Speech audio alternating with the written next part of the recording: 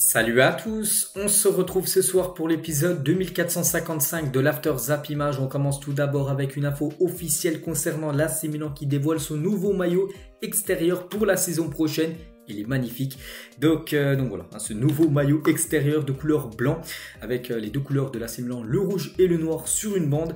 À noter que l'écusson sera de couleur blanc également, toujours sponsorisé par Emirates Flybetter et aussi par Puma. Donc vraiment très beau, sur une note sur 10 les gars, je mettrai un 8 sur 10 pour ce nouveau maillot extérieur de l'AC Milan. Un sublime maillot. On peut voir les détails aussi, si on zoome un petit peu les détails, où c'est marqué 1899, c'est par rapport à la création du club milanais.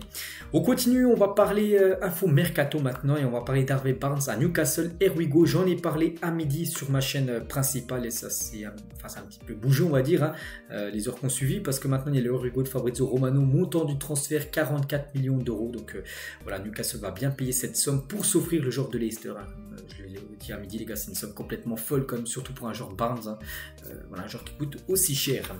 La pépite hongroise Milos Kerkez signe à Bournemouth en provenance d'Azel Akmar, c'est officiel. Donc montant du transfert environ 18 millions d'euros qu'a déboursé l'équipe de Bournemouth pour s'offrir le joueur de 19 ans qui quitte du coup le championnat néerlandais. Un club français devrait boucler un gros transfert d'ici la fin de la semaine prochaine. Il ne s'agit pas d'Aubameyang du côté de l'OM parce que c'est un gros transfert, mais c'est pas lui. Un autre grand joueur devrait débarquer du côté de la Ligue 1 club français. Donc ça peut être l'OM et ce sera peut-être l'OM parce qu'il y a des énormes infos concernant un joueur que tout le monde connaît du côté de l'OM, en plus d'Aubameyang, c'est Isco. Donc l'Espagnol est en discussion avancée avec l'Olympique de Marseille et pourrait rebondir en France dès cet été. N'oubliez pas que Isco, il a résilié son contrat avec l'équipe de Séville, c'était déjà depuis quelques mois. Donc actuellement il est sans club et il pourrait relancer sa carrière du côté de Marseille. Donc lui aussi serait très intéressant pour Marseille. Pourquoi? Parce que lui aussi il est gratuit vu qu'il est agent libre. Donc Isco pourrait signer à l'OM pour une durée de 2 ans. Donc affaire à suivre. Imaginez Isco, même si on sait que ces dernières années ont été compliquées à l'époque, il y a 5-6 ans, c'était un joueur de classe mondiale. Il a commencé quand même 2 finales de Ligue des Champions Isco. Donc s'il retrouve un peu son niveau, ce serait une excellente recrue pour l'OM. Imaginez Aubameyang, tu ramènes Isco, il y a Renan Lodi, il y a les autres arrivés, Kondogbia en plus. Ça peut être vraiment une équipe très intéressante pour l'OM. Pour l'instant, c'est seulement des pourparlers. Il n'y a encore rien de fait. Mais voilà, c'est une rumeur comme tant d'autres. Et ce serait bien sûr un énorme coup pour le club français d'accueillir Isco.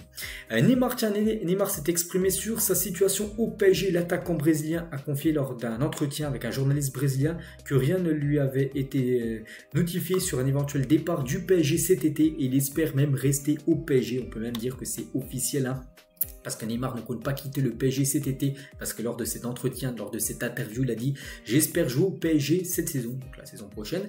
J'ai un contrat avec le PSG jusqu'en 2027, même s'il n'y a pas beaucoup d'amour avec les supporters. » Un petit rappel les gars, il y a à peu près 2 mois, des supporters, enfin quelques supporters du PSG qui étaient allés devant chez Neymar pour dire « Des Neymar casse-toi », souvenez-vous de ce moment-là. Donc Neymar, lui, était chez lui, il avait été choqué par cette aventure-là. Et donc à ce moment-là, il voulait vraiment quitter l'équipe du PSG. Donc depuis, ça s'est calmé. Et maintenant, vraiment, il souhaite rester du côté de Paris. Donc il dit, même s'il n'y a pas beaucoup d'amour avec les supporters, je serai là avec amour ou sans amour, mais avec Neymar du côté de Paris. Donc voilà, il le confirme en gros qu'il sera bien parisien saison prochaine, le joueur Neymar. Il ne sera pas transféré. Après, si c'est le Neymar du début de la saison dernière, ce serait bien sûr énorme pour le PSG.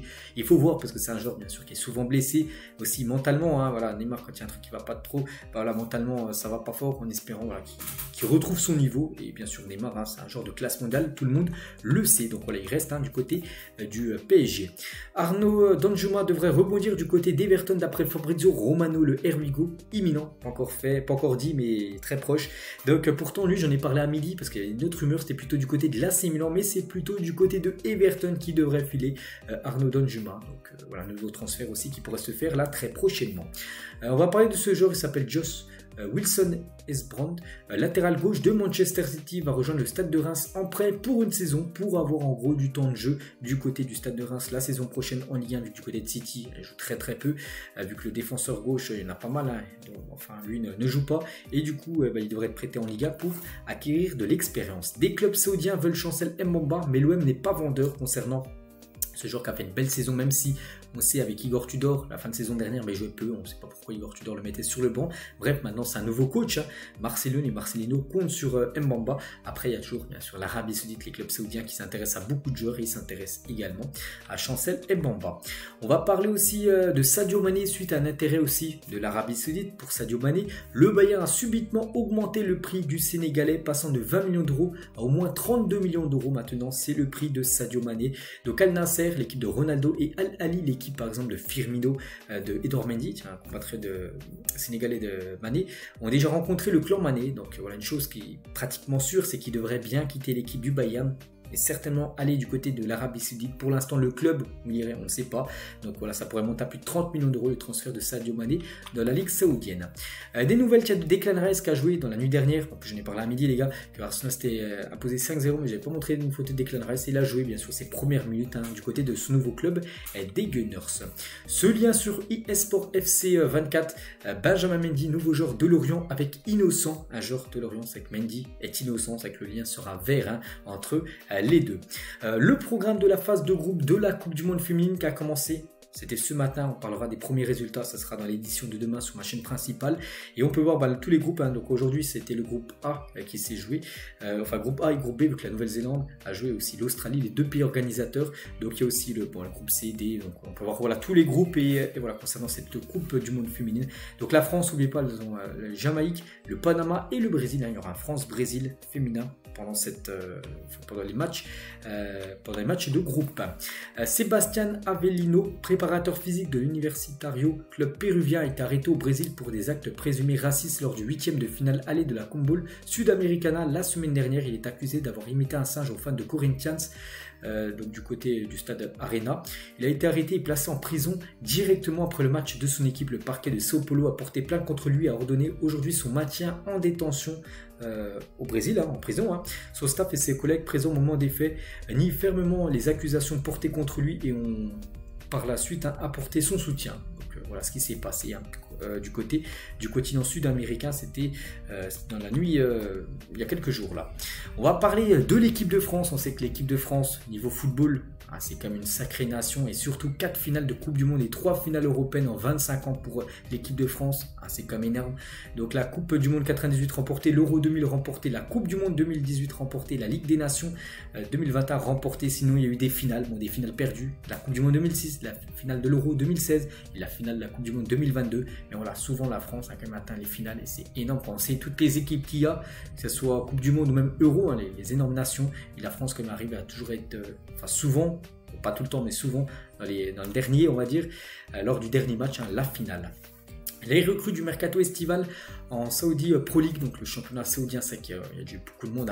Il y a eu Benzema, Kanté, Neves, Jota, Savic, Brozovic, Firmino, Fofana, Koulibaly, Mendy et des joueurs qu'on annonce comme Riyad Mahrez, Alex Telles, c'est quasiment fait. Alan Saint-Maximin, Malcolm, Fabinho, Luis Diaz, Anderson, Mitrovic, Mané, voilà tous ces joueurs. Donc c'est vrai qu'ils ont quand même changé d'air. C'est quand même depuis l'arrivée de Cristiano Ronaldo en janvier dernier, ça a vraiment fait beaucoup bouger les choses. Et une question, tiens, pour finir les gars cet épisode, donc sur Instant Foot, donc on repose la question du coup, parce que vous avez déjà posé cette question il y a à peu près il y a quelques semaines, vous allez suivre le championnat saoudien ou pas avec toutes ces arrivées, plus de 13 000 votants. Donc j'ai pas le sondage, mais la plupart, c'était plus de 70%, ils ont mis non, malgré toutes ces arrivées de grands joueurs du côté de la Ligue saoudienne, ils ne vont pas suivre le championnat saoudien. Donc moi bien sûr je vais mettre oui, parce que moi je vais suivre, vu que je vous donne des infos foot, donc je serai obligé de regarder un petit peu ce qui se passe du côté de l'Arabie Saoudite. Mais c'est vrai que je pense qu'on va en parler beaucoup plus souvent dans le futur de cette Ligue saoudienne, avec tous ces grands joueurs consignés du côté de cette ligue. Et on finit avec ça, donc j'espère que ça vous a plu. On se retrouve demain pour le prochain After Zap Image.